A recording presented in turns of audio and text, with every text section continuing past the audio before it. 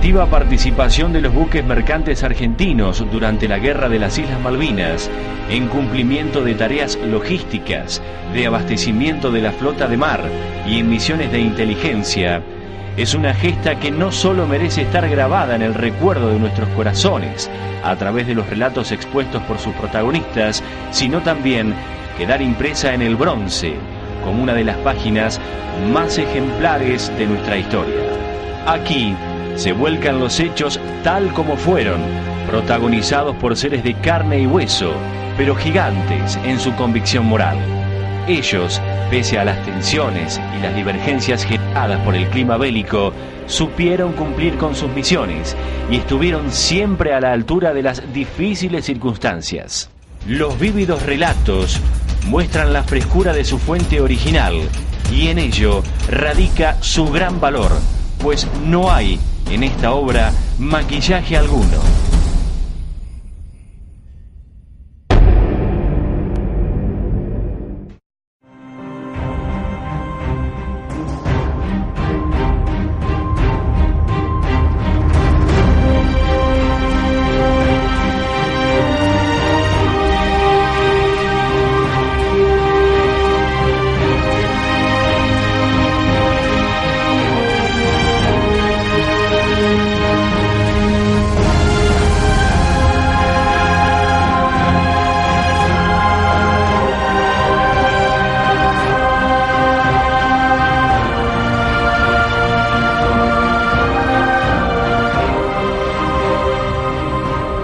Mi nombre completo es Crispín Amadoro Salmeri.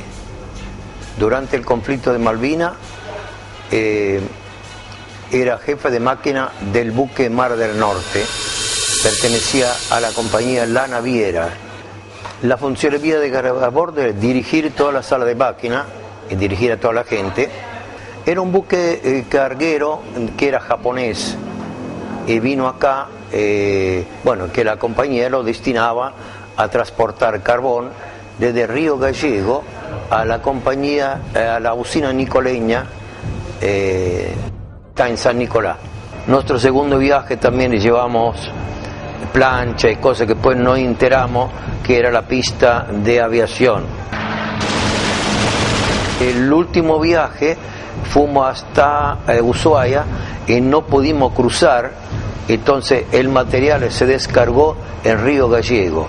Nosotros al Isla de los Estados le hemos dejado comida arriba del muelle.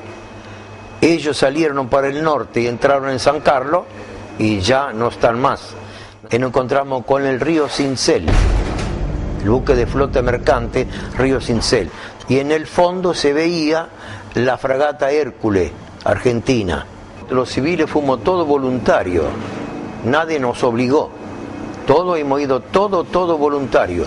Siento que fue algo verdaderamente que a nosotros nos distinguió eso, nos dio algo, sentimos algo, porque era algo, como todos fuimos voluntarios, nosotros, eso fue una distinción que verdaderamente el país se nos hizo, hacernos participar en la contienda. Argentina me dio todo, y mi patria. El Cabo de Hornos hace el servicio regular hasta Ushuaia siempre, tocando, depende de las cargas que haya, pero tocando Mar del Plata, tocando Bahía Blanca, tocando Ushuaia, para llevar pertrechos, cosas para tanto para la base como para los civiles, ¿no? Bueno, yo soy Gustavo Sergio Schelling y durante el conflicto de Malvinas estuve en la empresa Transportes Navales, en el buque Ara Cabo de Hornos. No tuvimos ningún problema, gracias a Dios. Pudimos hacer nuestro trabajo bien, llevar todos los materiales, soldados, distribuirlos a los puertos del sur, y bueno, sé que de ahí lo pasaban por aviones a Malvinas. distribuir todo eso que llamamos de los regimientos de Buenos Aires y de Santa Fe para allá. Cabo de Hornos fue condecorado por la Armada por nuestras misiones.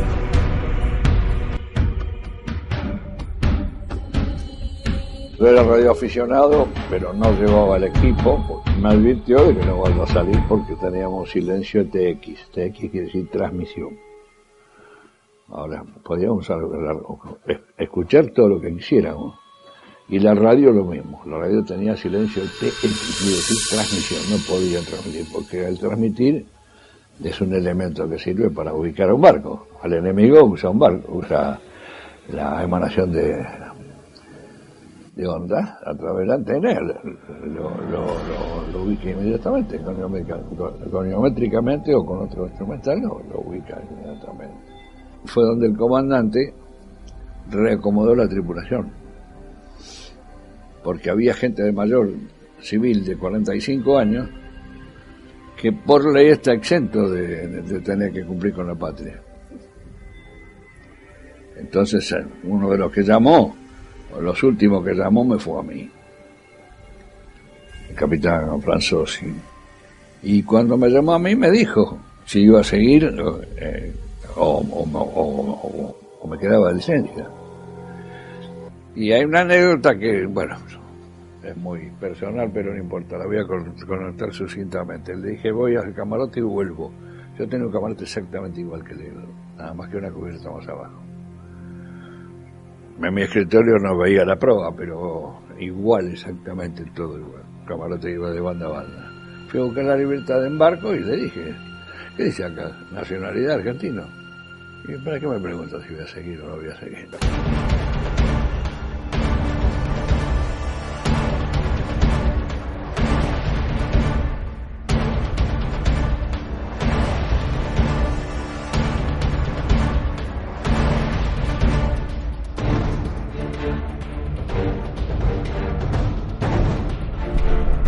Desempeñaba como primer comisario en el buque Río Iguazú. Salimos del puerto de Buenos Aires con destino a puertos de África. La primera arribada que teníamos era a Puerto Nouakchott en Mauritania, y allí teníamos que descargar 4.000 toneladas de leche en polvo que los Emiratos Árabes le donaban a la República de Mauritania para paliar parte de la hambruna que existía en esos momentos en ese puerto. Como tenían un solo muelle, éramos 20 buques que estábamos a la espera de descarga, y esa espera se demoró por 62 días. Estuvimos fondeados 62 días con un rolido permanente de 20 grados que te hacía prácticamente imposible vivir normalmente. Como la carga que llevábamos era una carga que ellos consideraban de interés nacional, y al casi terminarse las provisiones que nosotros teníamos, el capitán intentó retirarse del puerto. Le confiscaron el libro de navegación y la libreta del capitán y nos pusieron una patrullera interviniéndonos, interdictándonos para que no pudiéramos salir del puerto. En la noche del 1 al 2 de abril recibimos un mensaje cifrado de Buenos Aires diciéndonos que de cualquier manera teníamos que salir de ese puerto, eludiendo a la patrullera y eludiendo todo tipo de obstáculos. Nos pusimos en situación de sigilosa, con todas las luces apagadas, todo muy en silencio, y alrededor de las 2 de la mañana partimos con destino a Senegal, al puerto de Dakar. Como es mi función, yo fui al consulado a entregar el libro de rol y todos los documentos que habitualmente se entregan en los puertos donde hay consulado. En ese momento me recibe el cónsul y me dice que el embajador quería verme para hablarme y transmitirle al capitán del barco nuestro ciertas novedades que eran reservadas. Me entrevisto con el embajador y me dice que a partir de ese momento el buque quedaba afectado al comando en jefe de la Armada para que en claves cifradas nosotros recibiéramos las órdenes correspondientes porque habíamos entrado en guerra con el Reino Unido. Hicimos provisiones y recibimos la orden de hacer inteligencia dentro de la zona de exclusión que tenía la isla de Ascensión, en donde en ese momento estaba toda la flota inglesa y los buques de apoyo que tenían de transportes de tropa y pertrechos. Rompimos el bloqueo, la exclusión, ingresamos dentro de las 12 millas para tratar de sacar la mayor cantidad de información posible, hasta que se nos cruzó una fragata misilística, nos bajó los cañones, nos apuntó y nos intimó a retirarnos porque si no comenzaban a disparar. Simultáneamente, primero vino un Sea Harrier, luego vino otro que se nos pararon encima de la toldilla nuestra y bueno, amenazando con que iban a bombardearnos si no cambiábamos el rumbo y nos íbamos de la zona de exclusión. Esa fue la decisión del capitán, que cambió el rumbo, se retiró y bueno, salimos de la zona de Ascensión con algunas informaciones que pudimos proporcionar al comando en jefe de la Armada en forma posterior. Pudimos rescatar varias informaciones que creo que le fueron útiles en cuanto a la cantidad de buques que estaban apostados en el puerto de ahí de Ascensión.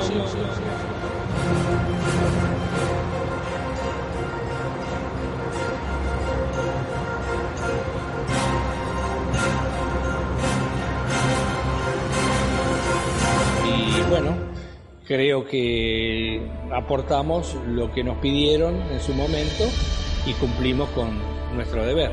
Con todo gusto y con todo orgullo, día a día que pasa, más por haber participado en esa misión. Allá por fines del mes de marzo del año 82, vivir un accidente muy grave a bordo con 2 tripulantes de máquinas, compañeros míos, que ante la falta de respuesta del cabrestante para fondear en las aguas del Atlántico Sur, reparándolo una noche, tuvieron un accidente donde el cabrestante prácticamente se lo tragó, dejándolos absolutamente destrozados, y bueno, y viviendo y navegando con esos cuerpos varios días, hasta tanto llegase prefectura y las autoridades, juez y demás, a la zona de Puerto Santa Cruz, Punta Quilla. Nos destinan al puerto de Ushuaia, en cuya navegación se desata el conflicto, o mejor dicho, se produce la invasión de las tropas argentinas a Malvinas, ¿verdad? Cosa que, bueno, no se esperaba. Arribamos al puerto de Ushuaia, donde nos llama la atención, o sea, de noche, o sea, nosotros marinos mercantes, si bien sabíamos que muchos buques de la flota de YPF a la cual yo pertenecía en ese momento, o de ELMA a la cual había pertenecido anteriormente, estaban afectando para un eventual conflicto bélico que realmente jamás hubiésemos imaginado que se iba a producir. Fue una sorpresa, nosotros estábamos en alta mar, llegaron órdenes obviamente de corte militar, y en Ushuaia, donde arribamos una noche, nos estaban esperando militares de alto rango de la Armada, que subieron a bordo y tuvieron una charla privada con el comandante del buque, el capitán, quien después nos comenta que bueno, se había producido la invasión a las islas y que el buque quedaba afectado, no sabíamos en qué grado, ¿verdad? Lo primero fue cargar, recuerdo que obuses de diferente quilaje, que fueron estivados de una manera bastante apresurada, ¿verdad?, en la cubierta. Sabemos todos que saliendo del canal de Beagle las aguas son bastante bravas. No sabíamos el destino, nos indican las Fuerzas Armadas, en este caso la Armada. Se navegaba de noche prácticamente sin luces interiores, o sea, en sala de máquina nos manejábamos con linternas y bueno, íbamos después al camarote a oscuras absolutamente. Se habían confiscado todos los elementos radiales, que en ese momento no eran obviamente los de hoy, ¿no? Con una ciencia, con una técnica bastante más avanzada.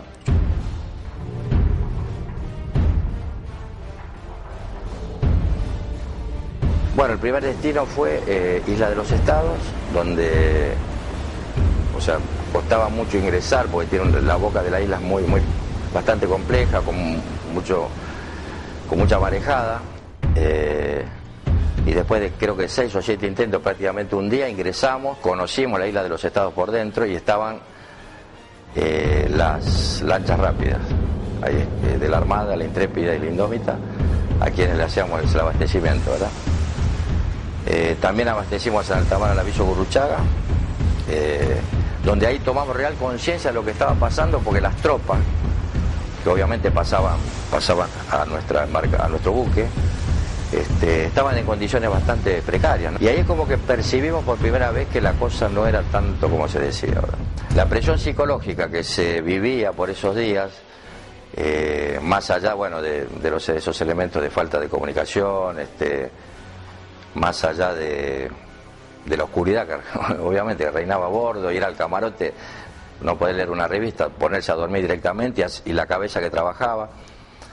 En mi caso, bueno, yo tuve como una entrega particular, que ya es algo natural en mí, ¿verdad? Entrega en el buen sentido, me refiero, que si hay cosas que no la puedo manejar, bueno, ¿para qué me va a preocupar tanto si era inmanejable esa situación? Fundamentalmente porque estaba por nacer mi hijo menor, que nació en pleno conflicto, y yo llegué a creer que no lo iba a ver, pero ¿cuál era la razón por la cual que más nos tensionaba? Eran los aviones que hacían infilación con los buques mercantes que estaban navegando las aguas del Atlántico Sur.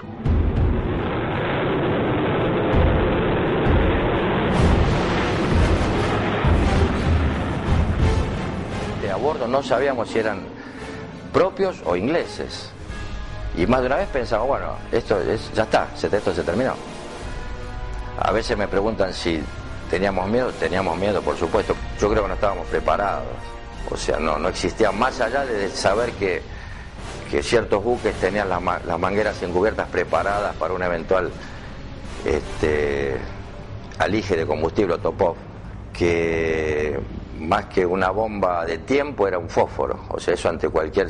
Por eso de ahí los grandes cuidados para las maniobras de atraque, de navegación. En realidad hay una preparación para los marinos mercantes para ese tipo de cuidado, mediante zafarranchos, pruebas y demás. En ese momento no estaban tan avanzados con las normas internacionales que existen ahora de la OMI. Una vez pasado todo eso, obviamente queda, por lo menos creo que es lo que hablábamos entre nosotros, queda algo así como un sentimiento de que lo que se nos puso a prueba lo cumplimos. Tal vez no el reconocimiento que para quien navegó por el mundo durante muchos años ve en otros países realmente, ¿no? Que aquellos veteranos no solamente que han combatido con el fusil, sino que han estado en la marina mercante, no han sido debidamente reconocidos. Y a su vez que se han generado hasta actitudes perversas a través de diferentes gobiernos. Algún día se hará justicia con este tema. La marina mercante estuvo presente desde el primer momento. Sus naves fueron tripuladas por personal voluntario, extranjeros, muchos de ellos, que no dudaron en embanderarse en defensa de la soberanía argentina. Su misión consistía básicamente en brindar apoyo logístico e inteligencia a nuestras Fuerzas Armadas en operación. Mi nombre es Juan María Alsina, yo soy capitán de pesca. En abril de 1982 estaba embarcado como primer oficial en el buque pesquero María Alejandra, propiedad de la empresa Argenbel. El día 22 de abril, estando en la zona de pesca, el capitán Luis Coagliarella, quien en ese entonces era el capitán del barco, recibe la orden de parte del armador de regresar inmediatamente al puerto de Mar del Plata desde la zona de pesca, porque nos habían asignado, nos íbamos a enterar más tarde, una tarea a cargo de la Armada Argentina. Regresamos rápidamente a Mar del Plata. El día 22 de abril entramos a puerto y entre la mañana del 22 de abril y la tarde del 23 de abril, el capitán Quagliarella recibe mucha información y órdenes muy precisas de la aventura que íbamos a encarar a partir del día 23. Se trataba de formar un grupo de barcos pesqueros de 3 unidades de la flota de la ciudad de Mar del Plata que iban a partir rumbo al sur a hacer, bajo la fachada de la búsqueda y rescate de náufragos o de pilotos derribados durante la guerra de Malvinas que se avecinaba. En realidad, este grupo de 3 buques iba a hacer espionaje, es decir, se iba a apostar en distintas zonas, en áreas del mar argentino, cerca de las Islas Malvinas, a modo de efectuar una alerta temprana, esperando el pase de la flota enemiga.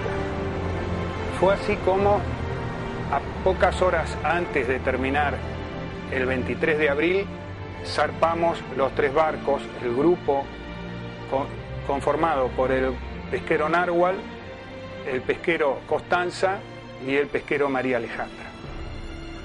Zarpamos de Mar del Plata y poco tiempo más tarde, ya afuera del Banco Pescadores, frente al faro de Punta Mogotes, los capitanes recibieron la orden de parte del oficial de enlace que estaba embarcado en el buque pesquero Narwhal, que abrieran los sobres donde se contenían las órdenes secretas. De modo que los capitanes, enterados de la verdadera razón de nuestro viaje y contando con toda la información que estaba dentro del sobre, que contenía códigos para transmitir los avistajes a tierra, horarios de transmisión, frecuencias de radio y otra cantidad de órdenes muy precisas, fue que preguntó el oficial de enlace por segunda vez, porque ya en tierra habían preguntado si alguno de los tripulantes querían no continuar con el viaje, estaban en condiciones de desembarcar, a lo cual todos respondieron que no.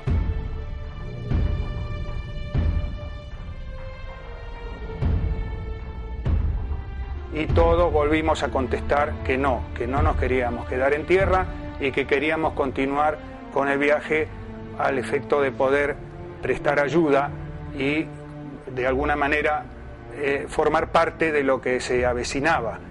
Claro, no sabíamos en realidad, en ese momento, el día 23 de abril, todavía no habían empezado los combates y se suponía, inclusive según la propaganda oficial, que el enemigo ni siquiera iba a llegar a las aguas del sur.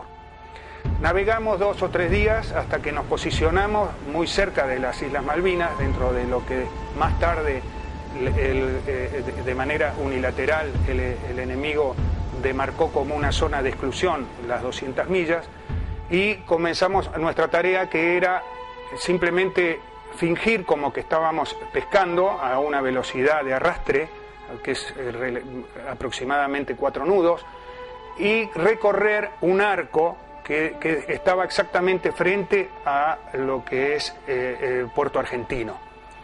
La idea era que en algún momento desde el norte iba a pasar la flota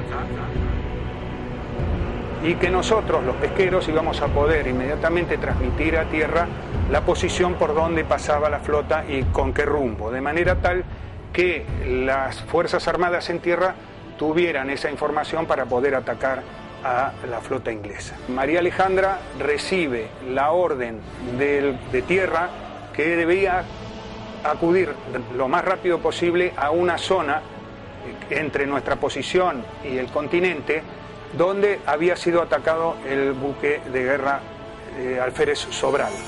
Teníamos que ir en auxilio de ese buque, lo cual fue inmediatamente cumplido y partimos rumbo al encuentro del Alférez Sobral. Navegamos durante 2 días con unas condiciones de tiempo muy malas y realmente no pudimos llegar a rescatar o ayudar al rescate del alférez Sobral porque el Sobral llegó unas horas antes a Puerto Deseado. Fue por esa razón que nosotros también arribamos a Puerto Deseado el día 6 de abril. Entramos a repostar combustible y víveres y fue en ese pequeño periodo de tiempo de 3 días que estábamos en alistamiento para volver a salir, que el día 9 de mayo es atacado dentro muy cerca de las islas y muy averiado el buque pesquero Narwhal, uno de los otros 3 de las 3 unidades que habíamos partido de Mar del Plata. Termina la guerra de Malvinas, se rinden las tropas argentinas, llaman desde Puerto Deseado para confirmar que el buque estaba a disposición, lo devolvían a manos de la empresa armadora, así que me convocaron a mí para que yo viajara con la tripulación de relevo hasta Puerto Deseado a buscar el barco. Primeros días de junio, con mucha alegría, en primer lugar por haber cumplido con la patria y en segundo lugar por haber también rescatado y haber vuelto a tener con nosotros nuestra herramienta de trabajo, que fue el buque María Alejandra. Muchas gracias. Bueno, mi nombre es Guillermo Carbonara. En el año 82, durante Malvinas, me desempeñaba como marinero en un buque factoría de nombre Usurbil, que pertenecía a Pesquera del Atlántico, la empresa Pesquera del Atlántico.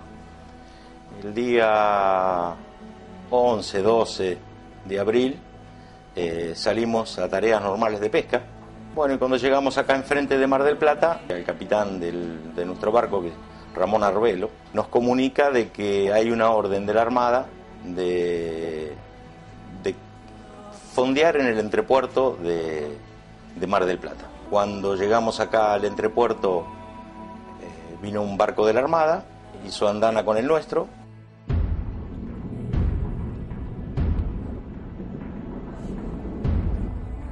Nos presentaron el personal de la Armada que venía con nosotros y se nos dijo que la tripulación completa estaba afectada al servicio de la patria.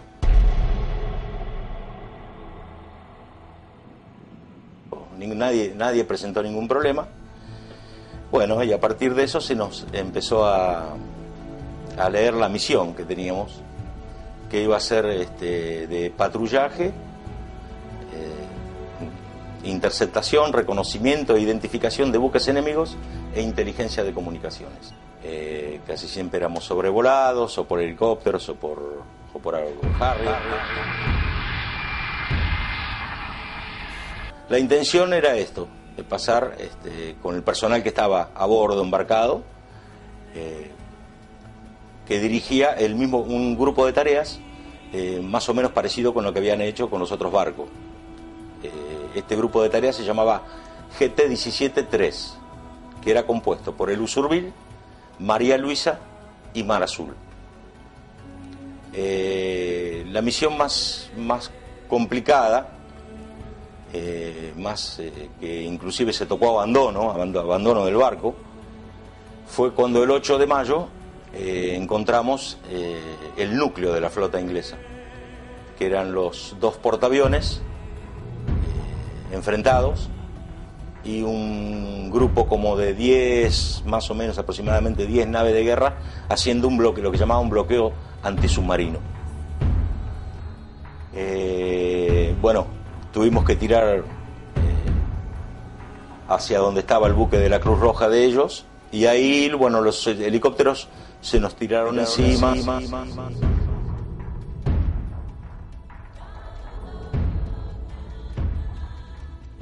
Y bueno, el barco Usurbil tenía la suerte de ser muy conocido en Malvinas, porque había hecho muchas campañas a la Merluza Austral, ¿no es cierto? Entonces yo intuyo de que tenía un cierto conocimiento de las autoridades inglesas, o por lo menos de las autoridades de Malvinas. Sé que nos salvamos bien ese día, se abortó la maniobra de abandono del buque y fuimos acompañados hasta lo que ellos decían fuera de la zona de exclusión, por una corbeta. Y bueno, al otro día se nos informa de que el buque de Narwhal había sido atacado, hundido, de que tenía heridos, y de que nosotros abordábamos misión. Bueno, es muy largo todo lo que te podría llegar a contar, pero haciendo un apretado resumen, básicamente salimos de Buenos Aires, cargados con pertrechos y una serie de elementos de carga para Malvinas.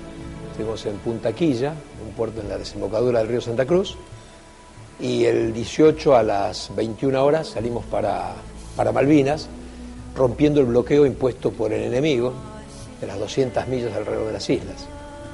Fue una noche muy especial esa, porque luego de la arenga de nuestro comandante militar que teníamos en el buque, más allá de nuestro capitán civil, y diciéndonos que bueno, íbamos a romper el bloqueo, en ese momento nosotros, no adiestrados sino acostumbrados a la guerra y a estos menesteres, yo hablé con un buzo táctico que llevábamos junto con nosotros, un comando, y le pregunté, ¿vos qué opinás?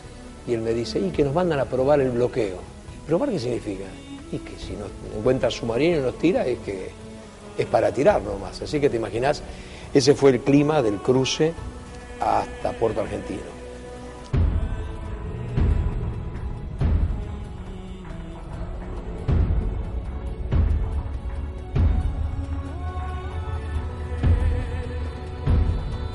El 1 de mayo, a las 11, bueno, a la mañana temprano, a la madrugada, comienza la guerra, atacan la pista de aviación, los ingleses, y luego tiran contra los buques que estábamos fondeados en la bahía. 8:23 de la mañana se repite el ataque contra Puerto Argentino con mucha mayor intensidad. Antes habían sido 2 aviones que habían bombardeado el aeropuerto con escasa suerte. Ahora el tiroteo es mucho más intenso y se ve que además otro de los blancos es el mercante argentino que está... No te voy a decir que era más grande que Puerto Argentino, pero era muy grande y un buque prácticamente vacío, estaba todo afuera, ¿no es cierto? Y un buque de 124 metros de largo. Podíamos llevar cualquier tipo de carga, inclusive carga líquida. Nosotros estábamos en la línea del Golfo de México. Bueno, y a Malvinas llevamos de todo. En la bodega de proa, la bodega número 1, llevábamos no sé cuántos cientos de tambores de nafta JP1 para aviones. Así que un solo tiro ahí hubiera reventado todo el buque, ¿no? Una vez más, por enésima vez, alerta roja. Todo el mundo se ha guarecido y aquí vemos al Formosa, que también ha dejado la bahía de Puerto Argentino, al igual que el Carcarañá, para estar más protegido, tanto por las baterías costeras. Y se decidió salir de allí y ir al mar.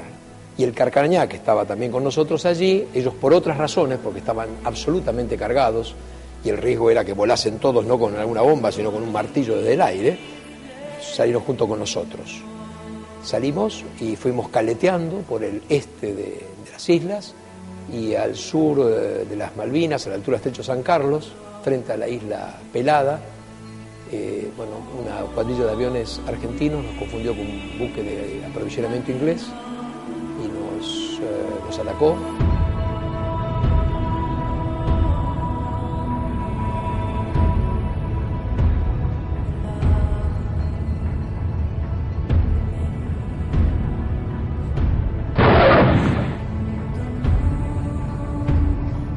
Tuvimos una suerte descomunal. Tanto es así que una revista de actualidad en aquel momento tituló en la tapa El milagro del Formosa, pues nos pasó de todo y de todo salimos. Fue con muchísima suerte porque la bomba que introdujeron y cayó en el barco, que fue a la bodega, de 250 kilogramos, no explotó porque se desactivó la espoleta de la misma. 4 bombas nos tiraron la escuadrilla Trueno del capitán Carvalho. Nos tiraron 4 bombas. 3 bombas cayeron en el agua y reventaron abajo. Bueno, fue un momento de miedo, digamos, todo preparado ya para abandonar el barco, ¿no?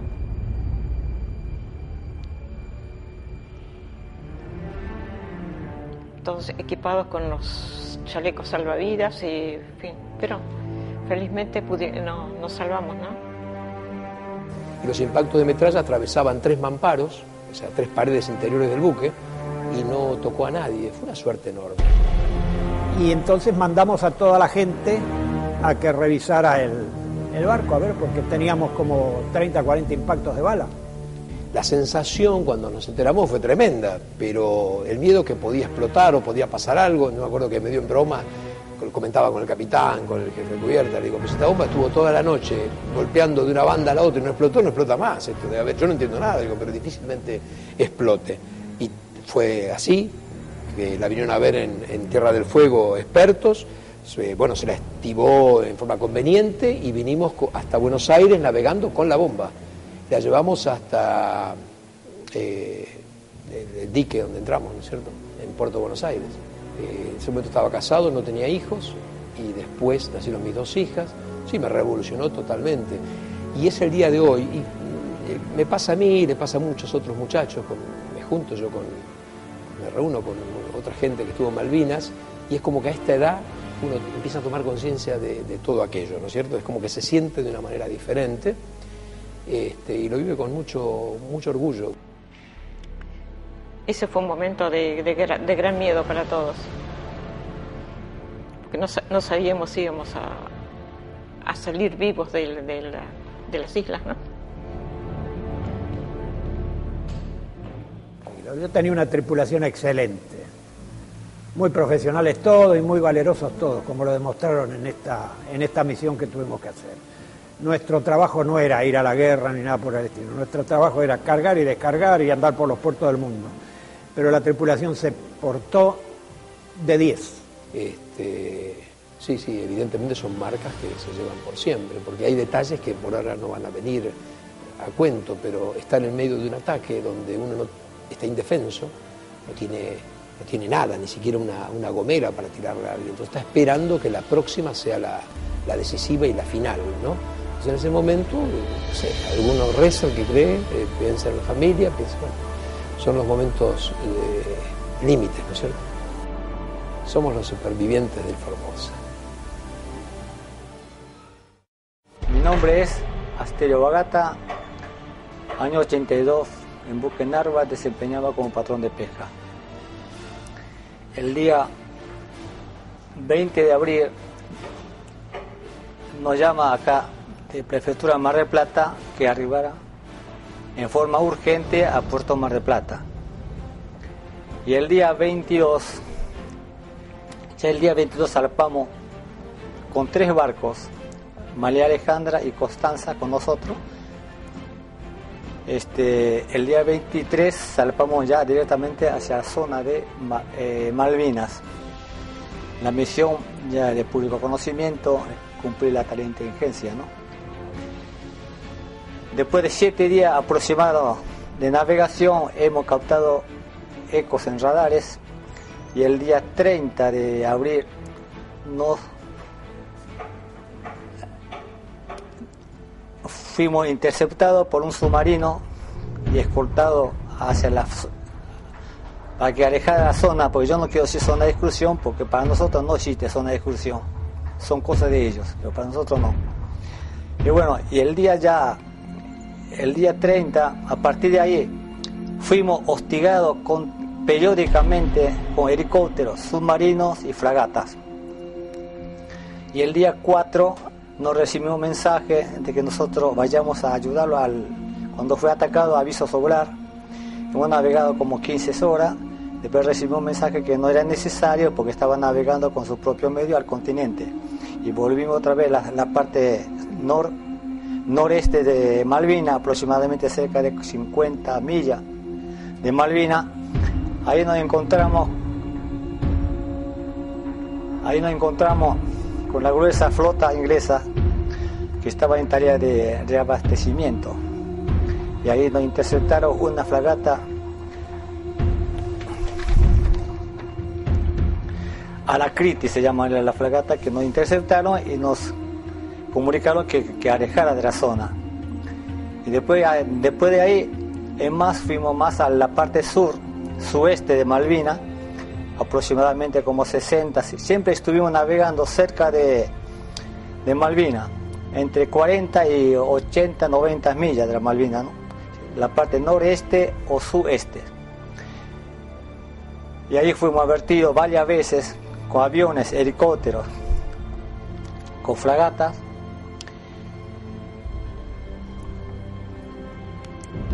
Y también después también sabíamos que dieron orden el comandante de la flota inglesa de que si metiera pata otra vez, autorizado o no esté autorizado él, que iba a atacar al barco pesquero.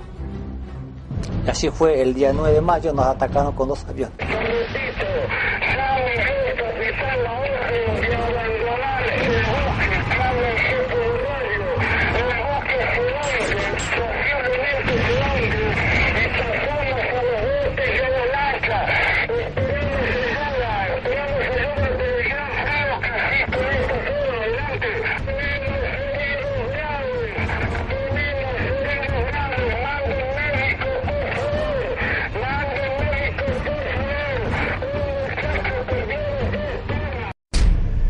Nos salvamos porque tuvimos suerte. Yo entre eso rescato de que date cuenta de que yo estaba en la cucheta y yo veo por el ojo buey el avión y digo, no, un albatros no es, porque cuando gira en el aire estaba muy alto y se le ven las alas brillosas. Entonces ahí se viene y es cuando nos tiran, no sé si eran balas perforantes, no sé lo que era, pero eran unas cosas muy largas. Y yo justo me levanto porque vino Omar a avisarnos que nos atacaban, y me levanté, hice 3 pasos y cayó la bomba en mi cama. Y esa bomba, que fue así, en diagonal, lo agarra a Omar, que vendría a ser el contramaestre nuestro, Tortuga, que le decíamos, y le corta una pierna, la derecha a la altura de la rodilla, y la otra queda colgada con los músculos del botín.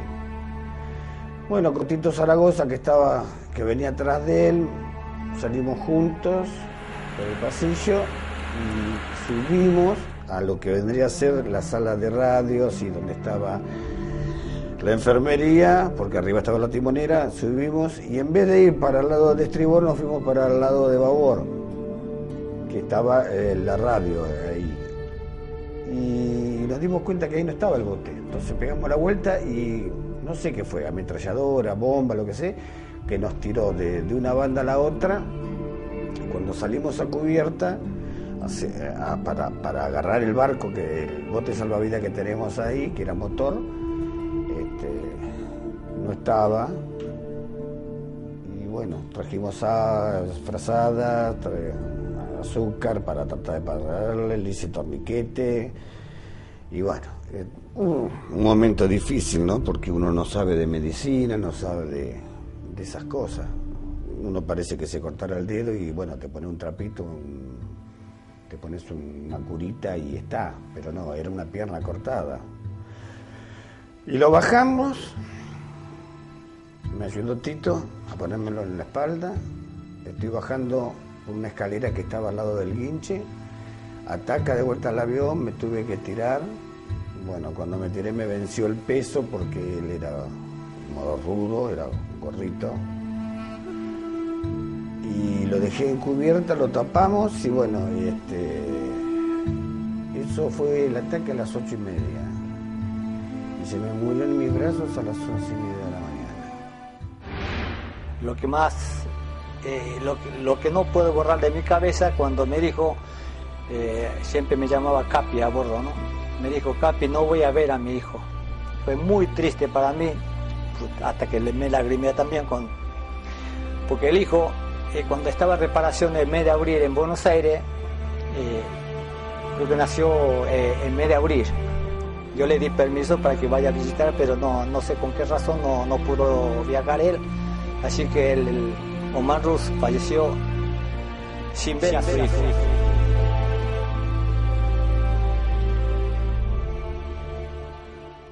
Yo soy Feliciano Miño, ex tripulante del pesquero Narwhal.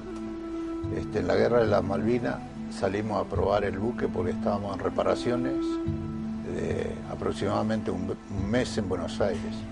Ese ataque sorpresivo hicieron tirar algunos proyectiles o municiones, yo no entiendo de esas cosas, pero sí entendía que yo tenía que mantener el buque a flote, porque la responsabilidad mía como maquinista era mantener el buque a flote. Entonces, ¿qué hice? Bajé con 2 marineros al costado del buque y tapaba los rumbos. Esos rumbos evitaba que entrara agua a la parte interna del buque para mantenerlo a flote. Y en esos impactos que tiraba, tuve la desgracia de perder una vista, parte de un dedo, y también se me perforó la balsa y nos fuimos al agua los 3, que éramos 2 marineros y yo. Quedamos flotando en el agua y era zona de tiburones, pero sabíamos cómo defendernos de los tiburones, es decir, golpeando con la mano el agua, y los tiburones les molestaba porque son muy sensibles en el oído, se iban, no nos atacaron. Pero a base de eso después yo y mis compañeros los salvaron. Yo quedé un poco alejado del barco y volví solo, pero me faltaba un dedo de la mano izquierda, no podía nadar, y llegué hasta el lugar que tenía que subir al buque y estaba la escala de gato que se llama. Traté de subir y no pude levantar la mano porque tenía un tendón cortado del brazo y me quedé ahí hasta que terminó el bombardeo. Me quedé colgado de una mano en cubierta, me dejaron en la parte de arriba de cubierta y mis compañeros me ayudaban a ver qué tenía. Y después de eso, bueno, vino otra alarma, que tocaba la alarma en el buque y había que buscar los salvavidas, las cosas que tenía, documentos, y guardárselo porque iba a abandonar el buque. En ese momento teníamos que abandonar todas las cosas, sacar las propiedades, los documentos principalmente. Y nos tiramos al agua y tal es así que se hundió también la balsa que íbamos a embarcar, porque nos tiramos todos prácticamente en una sola balsa, la primera que bajó, y se hundió. Entonces, ¿qué pasó? Nos quedamos sin balsa y se armaba con las puertas de los camarotes, que son de madera, hicimos balsa y tiramos las puertas de los camarotes y con ellas flotábamos arriba, hasta que vino un barco de los ingleses.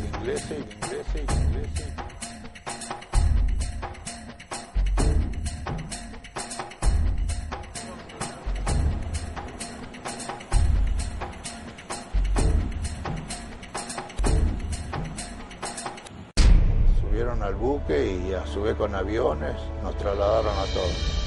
Yo era uno de los heridos más graves que estaba, entonces me llevaron a mí primero al buque inglés. Esto ha pasado a culpa de la guerra, ¿no? Todo pasa, pero defendimos lo que era nuestro. Estábamos decididos a morir por la patria.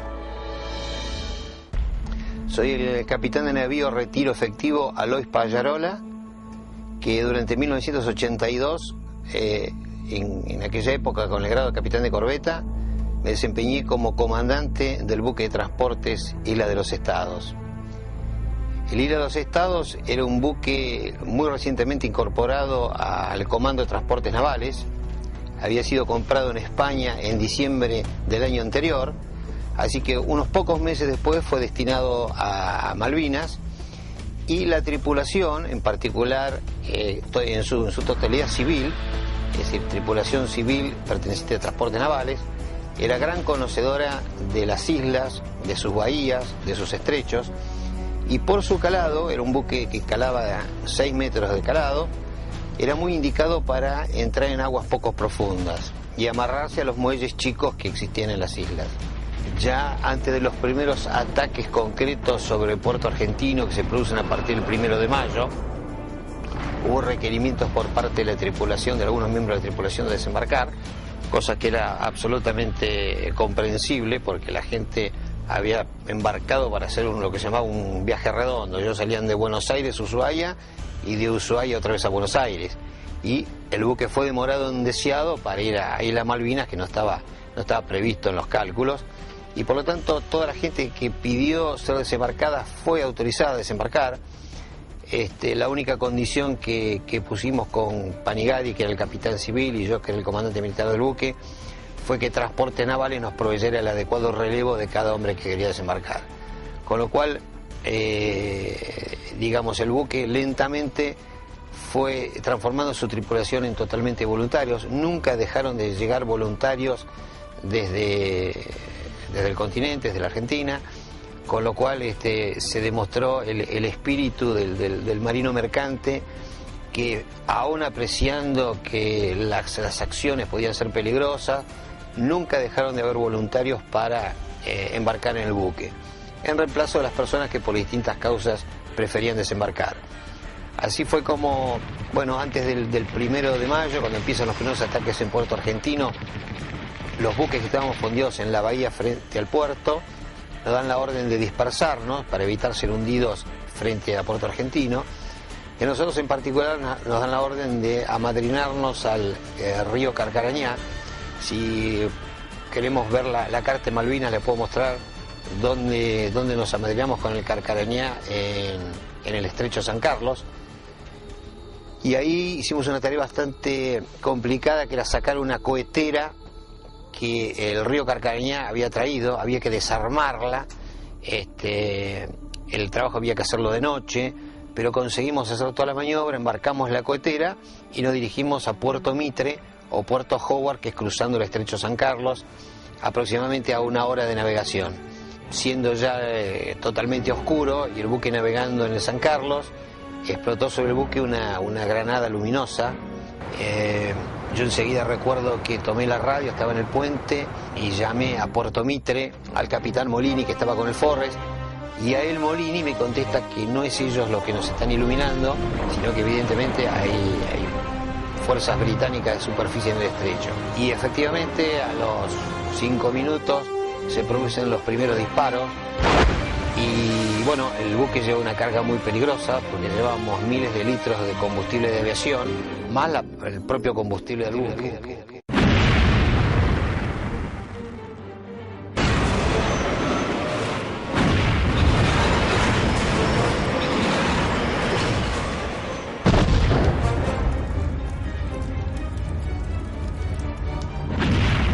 Se empiezan a encendir se sintieron explosiones y se veían los resplandores así en el horizonte. Bueno, y ahí por radio, bueno, había bastante confusión lógica. Y ya había sido atacado el Isla de los Estados. Imagínense que con todo lo que le habíamos pasado nosotros, que era toda la carga nuestra, en cuanto lo tocaron,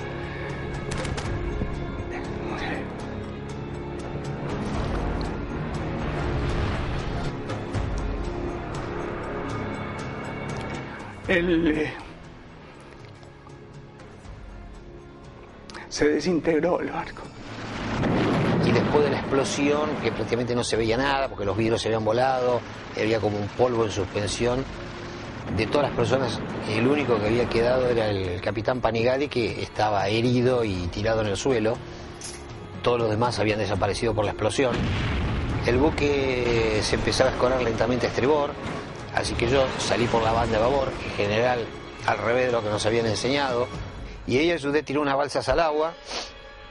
El primero que salta al agua es el marinero López, luego el marinero Sandoval.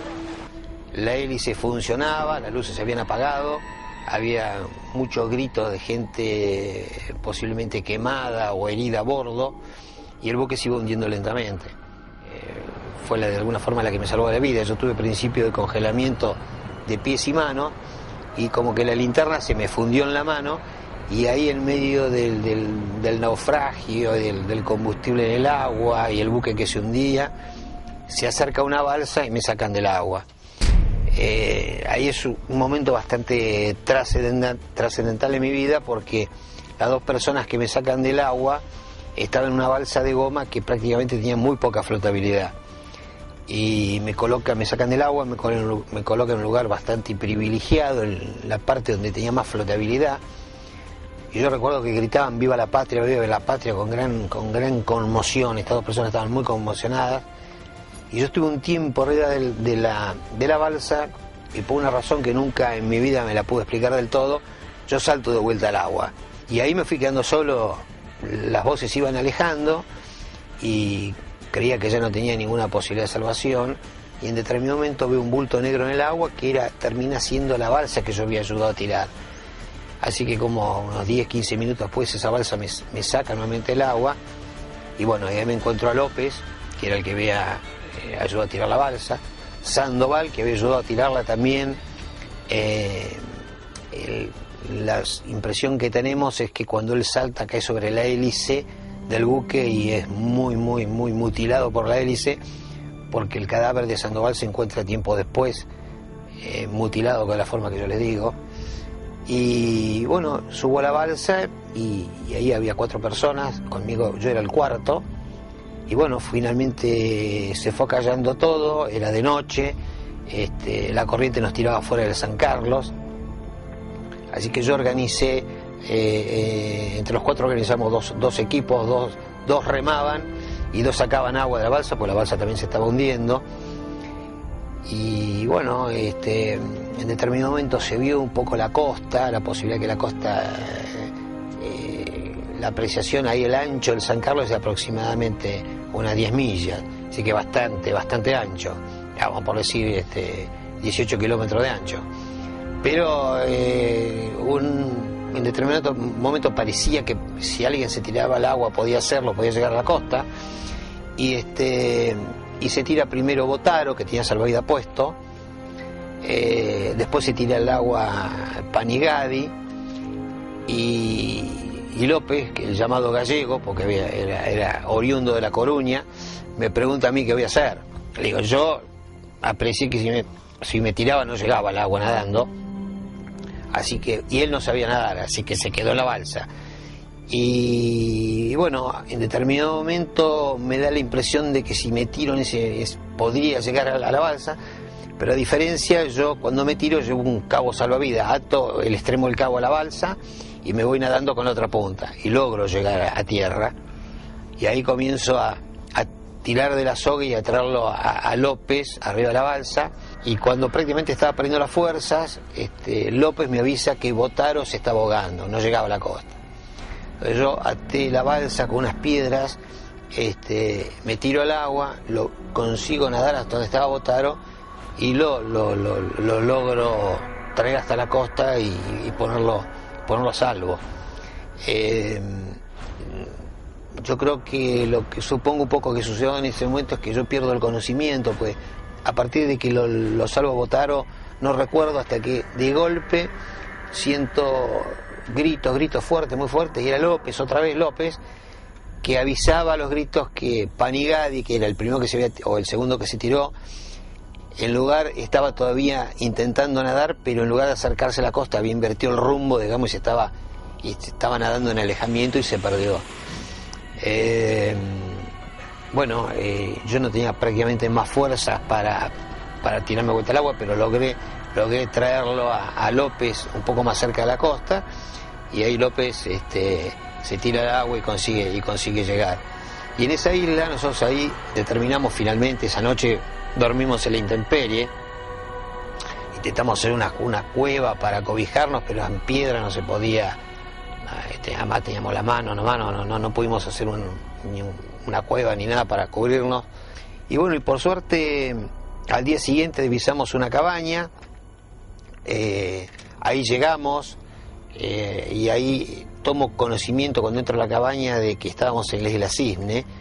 Es una isla que está en el centro de San Carlos, porque había unos grandes fajos de lana que decían Swan Island, o sea, Isla Cisne en inglés.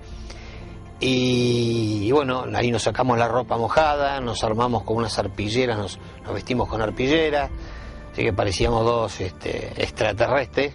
Y a partir tuvimos del orden de los 6 días en ese lugar, y todos los días íbamos a la costa a ver si veíamos algo, hasta que finalmente un día divisamos un barquito chiquito, había un pequeño baño con un espejo roto, así que yo logré con ese pequeño espejo hacerle señales al barco, y era el Forrest, cuyo comandante era el capitán Molini, vio los reflejos y nos vino a buscar.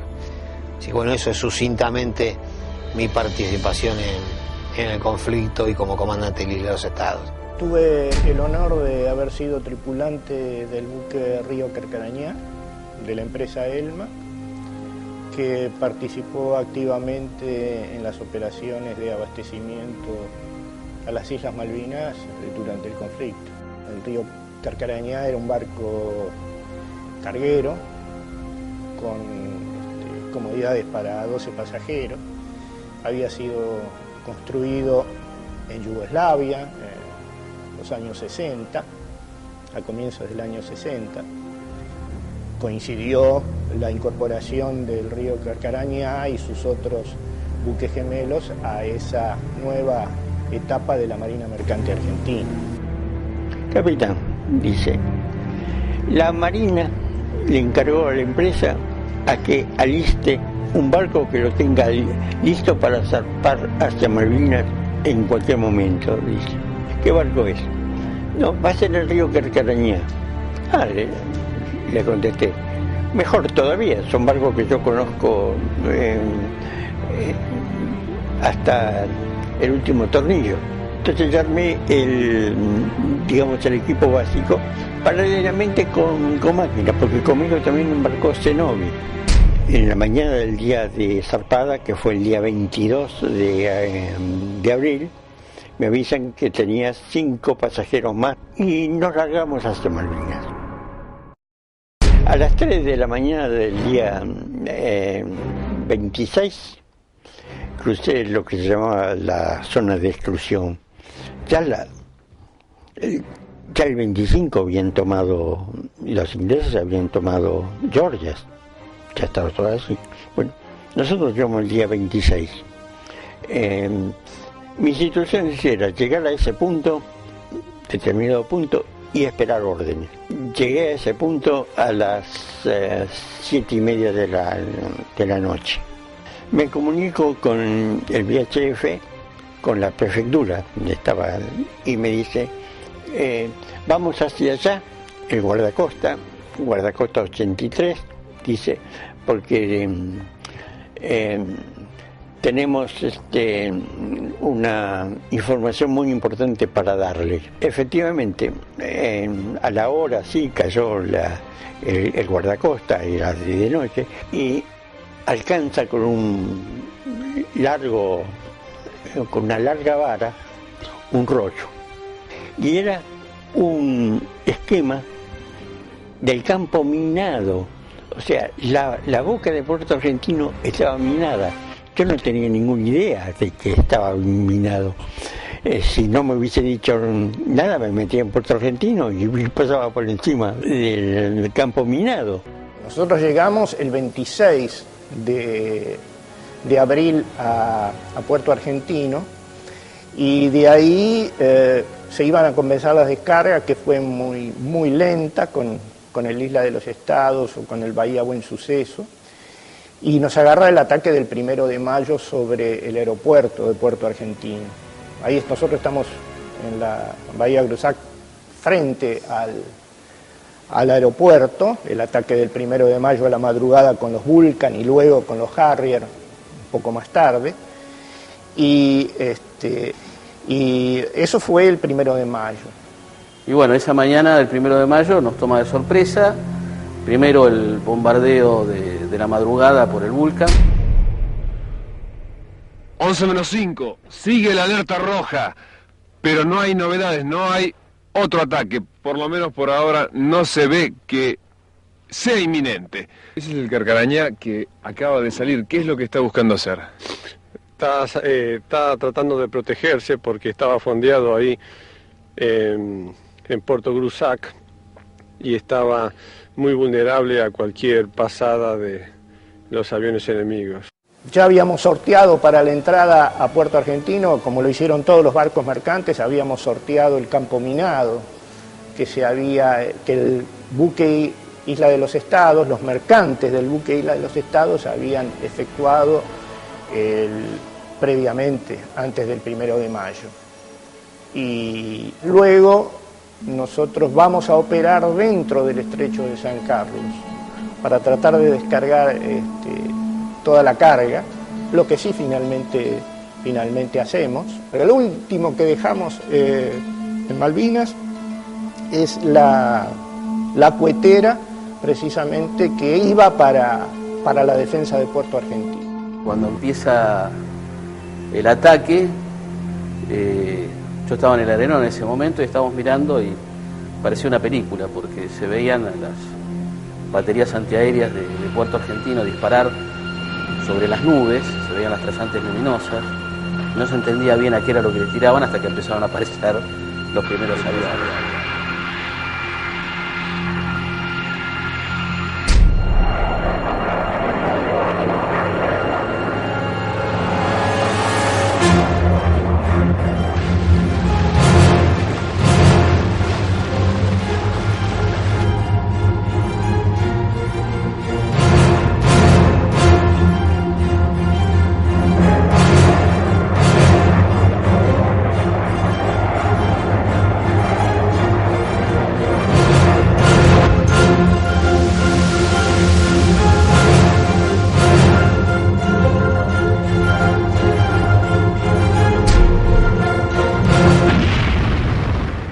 Destruyen toda la parte de estribor del barco, el lado derecho del barco, todo, puente, camarotes, botes salvavidas, chimenea, toda la parte central del barco, la parte de casillaje del barco. Y las bombas flexionan el casco, dan al lado del casco y lo flexionan.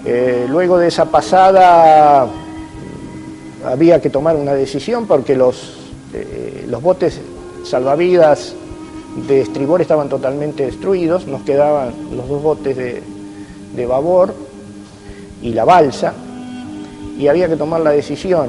Bueno, se hizo una evaluación de los daños y el buque no podía arrancar.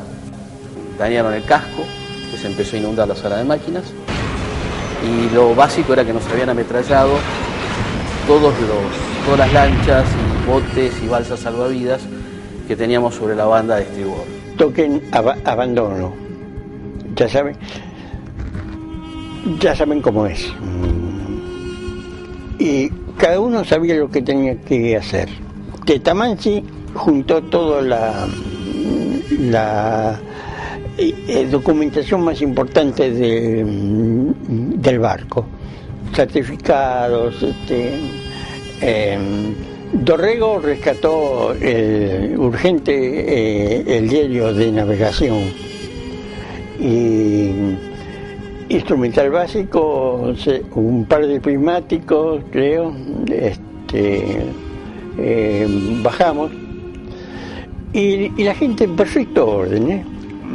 Desembarcamos con los botes de la banda de babor, porque los de estribor habían sido ametrallados y estaban agujereados, así que bajamos sobre la banda de babor. Teníamos un bote salvavidas con motor, otro sin motor, o sea, se bajaron, se ataron, y una balsa inflable salvavidas atada también, o sea, se hizo un trencito.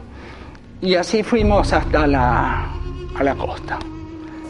Y ahí, bueno, nos bajamos, empezamos a sacarnos los salvavidas, a colocarlos en otro lugar, y al rato viene el Forrest, que era uno de estos barcos que hacían todo este trabajo de descargar y llevar provisiones a los distintos puntos de la isla, y le habían dado la orden de que nos tenían que llevar a Bahía Fox. Entonces volvimos a juntar todo, nos subimos, llevaron la lancha, las cosas a remolque, no sé si la balsa la subimos al barco, no me acuerdo. Y bueno, nos fuimos turnando porque no había lugar para todos adentro, así que estuvimos un poco afuera, un poco adentro, y llegamos a Fox. Ahí estaba, en ese momento, el Forrest, cuando nos atacan, estaba rescatando a Pallarola, capitán Pallarola, y a López, los únicos dos sobrevivientes de la Isla de los Estados, y el cuerpo de Botaro, el primer oficial de cubierta. Así que bueno, tuvimos ahí de primera mano el relato de Pallarola esa noche, esa tarde, y llegamos a Bahía Fox, y estuvimos en Bahía Fox esa noche. Llegamos, había justo una alerta rojo, pasamos a través del Bahía Buen Suceso, nos metieron en un galpón para ovejas semicilíndrico que llegaba, la chapa llegaba hasta unos 40, 50 centímetros del piso, con lo cual era un corredero de viento total, así que fue una noche bastante complicada. Y bueno, ahí sí es otra etapa que hemos tenido, la de la permanencia en tierra esos 20 días como náufragos, y ante el cañoneo naval, que fue muy fuerte también sobre esa posición de ejército, y ataques de aviación. Hubo que hacerse los pozos como cualquier otro soldado, que lo hicimos. Y después de un día, la gente de ejército nos pide a través de la gente de Armada si podíamos colaborar a los dos radios. Raúl era el jefe, yo el primero, con algunos temas de comunicaciones, si podíamos ayudarlos a armar unas antenas para unos equipos y demás. Nos fuimos a trabajar con ellos. En ese momento volvieron a atacar dos aviones Harrier al Buen Suceso, y a partir de ahí se cambió, digamos, la ubicación del puesto comando, que estaba en la línea de fuego, y nos pidieron a ver si podíamos darles una mano para cambiar la instalación de radio de ellos. Ahí estuvimos dándole apoyo en toda la parte de comunicaciones. Agarramos a un cabo que había en el Bahía Buen Suceso, que era radio, le explicamos un montón de cosas que necesitábamos para poder hacer, y empezamos a hacer guardia de atención de 4 horas por 8. Estuvimos una semana trabajando de ese modo, y la noche del 25 de mayo nos viene a visitar una fragata inglesa, que después supimos que era la Plymouth, y empezaron a las 9 de la noche, la detecta un radar de infantería, un RACIT, y empiezan a bombardear, pero en forma muy aleatoria, o sea, no le pegaban a nada. Bueno, después hubo una breve misión por radio, por suerte habíamos corrido las antenas con Raúl, tomaron la línea del lado y nos entraron a cañonear, y ahí impactan donde estaban en el nuevo puesto comando, y a mí me hieren una esquirla de un cañonazo de la Plymouth, me hiere, pegan un arma que yo tenía en la mano, y eso me salva. Así que estuve herido desde el 25, 26 de mayo hasta que después nos evacuaron. El 5 de junio vino el Bahía Paraíso, y en el primer viaje que hizo nos evacuó a todo el personal del Carcarañá. Y bueno, ahí estuvimos, bueno, por supuesto, corriendo cuando venía el ataque aéreo, y después, cuando ya se puso más pesado,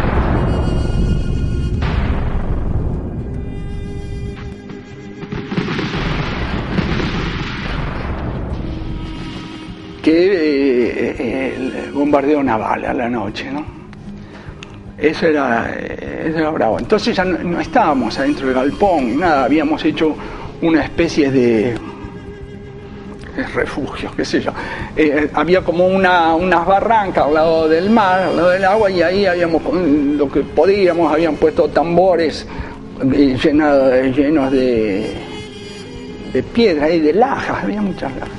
Todo ahí adentro, bueno, así, y después había un puesto techo con algunos tirantes y unos nylon, y ahí pasábamos la noche, apretados uno al otro, y mientras que pasaba toda esta historia de los bombardeos naval. Y vino una orden de afuera que tenía que irse el buque de ahí. Ahí entonces nos llevaron para la provincia de Santa Cruz, a Punta Quilla. Ahí otra vez nos desembarcaron con los helicópteros, nos fueron llevando hasta el aeropuerto. Y de ahí nos despacharon para las casas. Mal, a mí me dejaron acá en la avenida General Paz y Constituyentes, con otro muchacho. Y claro, la gente nos miraba raro, porque acá era otro mundo. Eso fue el shock. Yo tenía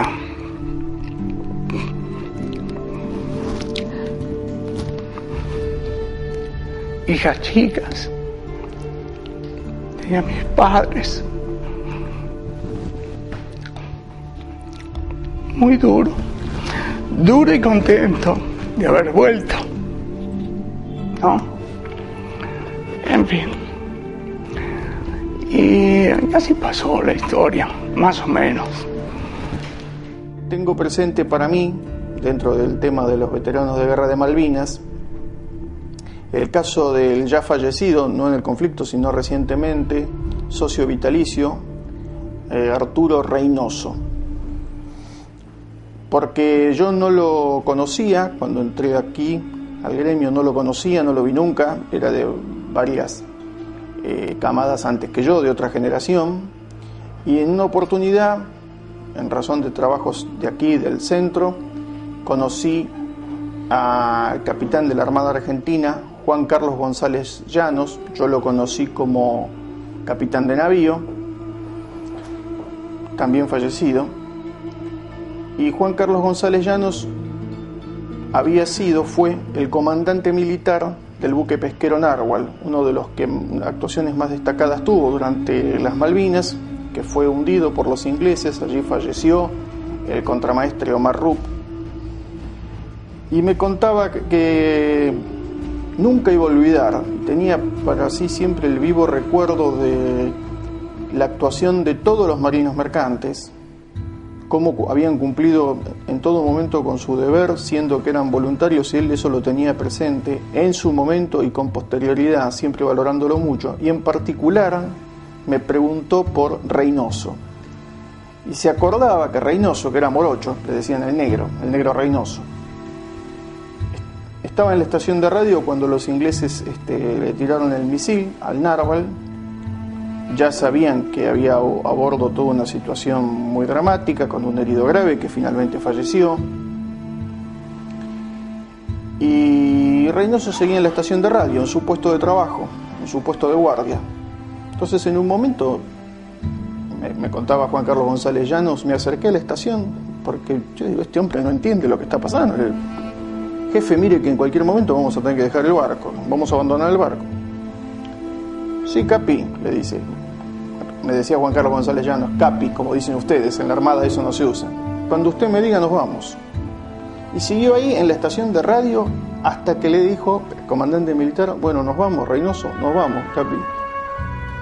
Con toda tranquilidad se puso su chaleco, ya se había puesto su chaleco salvavidas, agarró algunas pertenencias personales y abandonó el barco, me decía, manteniendo una presencia de ánimo que él siempre lo recordaba como verdaderamente un tipo muy adecuado para esas circunstancias, pese a que no era militar de carrera, ¿verdad? No, un marino mercante, un oficial de la Marina Mercante, y como tal integrante de nuestra reserva naval. El tema Malvinas para nosotros los argentinos es un tema que nos llega muy hondo, es un sentimiento muy grande que tiene toda la ciudadanía. Todo el mundo colaboró cuando se declaró la guerra de Malvinas. Desde la gente común que donó, y puntualmente la gente nuestra, que es la gente de Marina Mercante. Puntualmente nosotros, que fuimos los que somos reservas, si podemos hacer caso de la Argentina. Y todo el mundo fue, digamos, por propia voluntad, a colaborar, sin armas, porque nosotros no sabemos marcar armas, pero sí pusimos lo que tenemos. Se había que hacer inteligencia, como hicieron los pesqueros, se había que llevar libros, como hicieron algunos barcos de Marina Mercante. Bueno, cada uno puso lo que pudo y lo que sabe hacer. Y eso es un reconocimiento muy grande hacia la gente de ultramar, con los barcos de ultramar, a la gente de los pesqueros. Nosotros tenemos dos conductores, uno en el transporte naval, otro en el Narwhal, que sufrió también las secuelas en heridas que tuvo la guerra. Y bueno, la Argentina siempre va a contar con la gente los Marina Mercante, siempre va a contar. Y la Argentina se puede quedar tranquila, por lo menos que en la Marina Mercante va a encontrar un aliado incondicional para lo necesario que sea necesario para recuperar la Malvinas. Seguramente por esta casa y por los hombres que la fueron construyendo hubo momentos de gloria y hubo momentos de tristeza, pero en este caso, a la cual yo me tengo que hacer referencia, debe ser una de las páginas más tristes, no solamente de nuestra institución, de la historia de nuestra institución, sino también de la historia de nuestro propio país. Y hago referencia a esos héroes, a esos hombres que lucharon en Malvinas. Nuestros hombres estuvieron presentes ahí, con sus barcos, con su esperanza, con su seguridad de hombres de mar. Muchos no volvieron. Y los que volvieron, nosotros tenemos el inmenso orgullo de poder compartir con ellos eso que llevamos muy presente y muy dentro de todos nosotros, que es la seguridad que en algún momento de la historia las Islas Malvinas tendrán que volver donde no se tuvieron que haber ido nunca. Sobre la base de aquellos que quedaron de esos héroes, nosotros como institución, que está dentro de toda la problemática de nuestra Marina Mercante, debemos trabajar unidos y juntos para la creación de la necesidad imperiosa de un país como el nuestro, de una Marina Mercante que surque todos los mares del mundo.